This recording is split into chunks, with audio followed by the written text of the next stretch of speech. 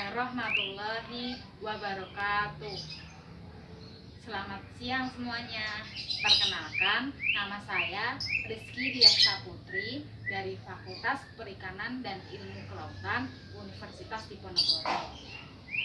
Dalam video ini, saya akan melakukan proyek mandiri sebagai tugas pengganti praktikum karena kondisi yang tidak memungkinkan jika dilakukan praktikum seperti biasanya. Proyek mandirinya apa? Proyek mandirinya saya akan menganalisis kondisi perairan di sekitar rumah melalui beberapa parameter. Parameter yang pertama ada parameter fisika, parameter yang kedua ada parameter kimia, dan parameter yang ketiga ada parameter biologi.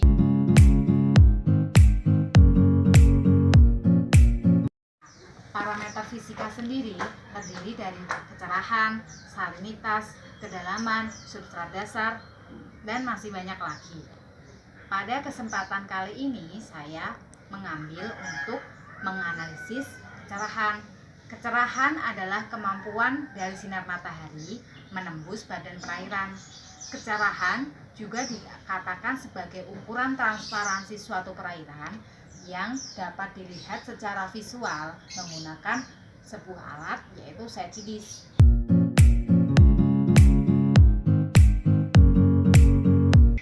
Yang pertama ada SETI-DIS.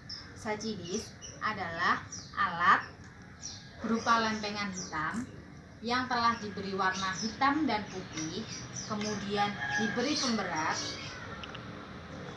kemudian dikaitkan dengan tali. Alat selanjutnya ada meteran. Meteran digunakan untuk mengukur berapa panjang tali yang terendam ketika pola SETI-DIS mulai tidak kelihatan dan ketika pola SETI-DIS mulai kelihatan. Kemudian ada bantuan dari gunting dan selotip untuk memberi penanda. Dan ada tongkat untuk menentukan di titik sampling mana saya melakukan pengujian kecerahan.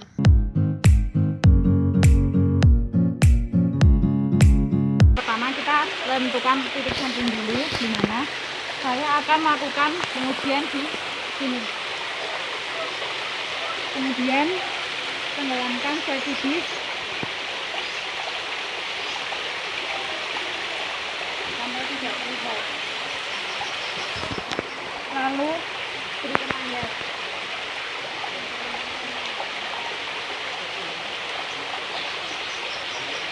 Kemudian tarik SETI-DIS hingga pola mulai terlihat.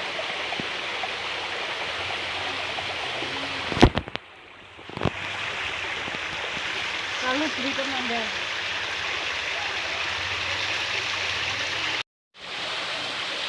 Kemudian ukur pada saat pola SETI-DIS tidak terlihat.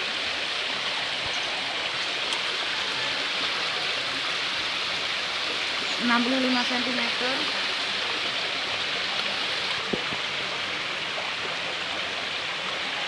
Kemudian pada saat pola SETI-DIS mulai terlihat.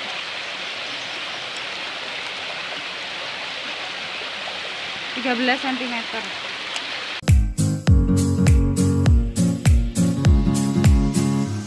Jadi kecerahan dari perairan ini adalah 39 cm.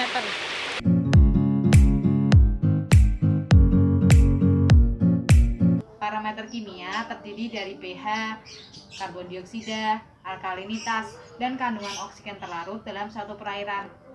Pada kesempatan kali ini, saya memilih untuk melakukan pengujian terhadap pH suatu perairan. pH merupakan derajat keasaman atau kandungan ion hidrogen terlarut dalam suatu perairan.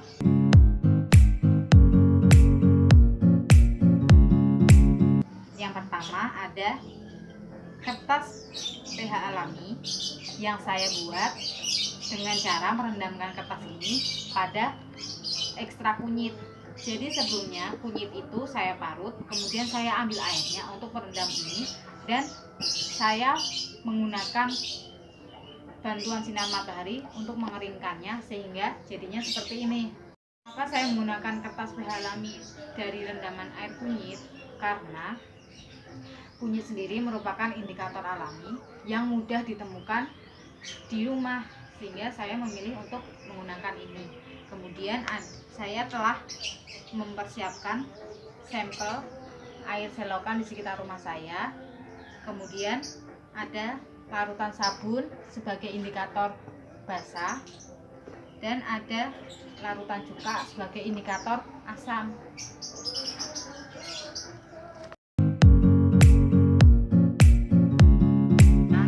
Saya akan menyelupkan kertas pH ke dalam larutan basah.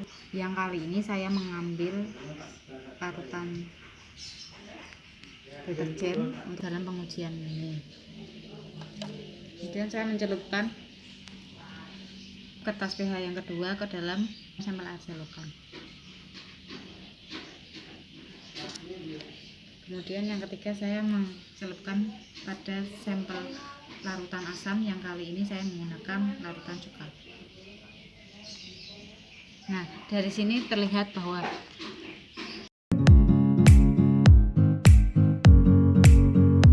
dari sini kita ambil kesimpulan bahwa perairan selokan di sekitar rumah saya memiliki sifat basah karena adanya kandungan deterjen yang terkandung di dalamnya, akan tetapi kandungan deterjennya tidak terlalu banyak karena selokan di dekat perairan rumah saya itu termasuk ke dalam selokan yang arusnya mengalir sehingga bukan merupakan air terbenam.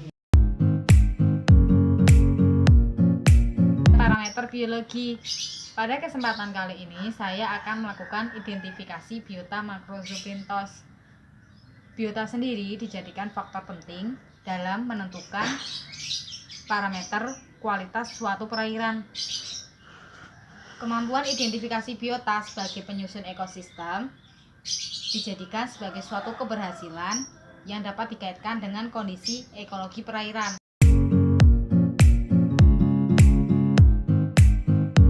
Pertama ada cetok untuk mengambil substrat dasarnya, kemudian ada nampan untuk meletakkan substrat dasar atau tanah dari suatu perairan. Pertama adalah kita mencari biota yang ada di lapisan tanah.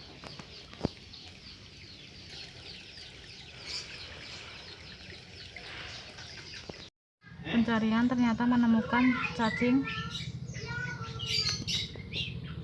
dan ini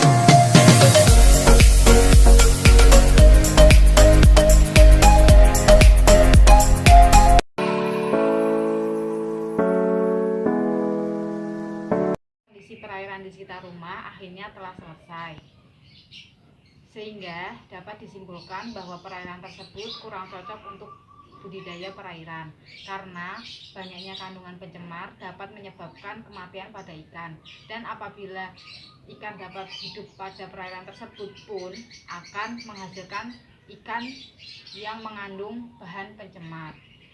Terima kasih telah menonton video ini. Apabila masih terdapat banyak kesalahan, saya pribadi mohon maaf. Wassalamualaikum warahmatullahi wabarakatuh.